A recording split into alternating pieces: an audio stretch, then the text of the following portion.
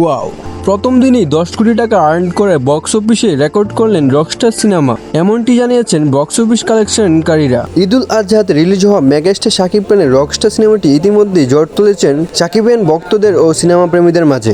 Cinema প্রেমী ও শাকিবিয়ান ভক্তরা বলতেছে যে শাকিব খানের ক্যারিয়ারে করা সবচেয়ে বেস্ট মুভি হচ্ছে রকস্টার সিনেমা।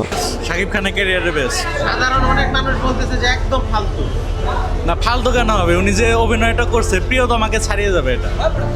বরবাদ দেখছিলেন? হ্যাঁ, বরবাদ দেখছি। বরবাদ তো অ্যাকশন ড্রামা ছিল, এটা রোমান্টিক ট্র্যাজেডি। ছবিটা অস্থির হয়েছে ভাই, একবারে শাকিব খানের একবার বস মুভির ছবি, একবার নায়ক, মানে সেই ছবি ভাই।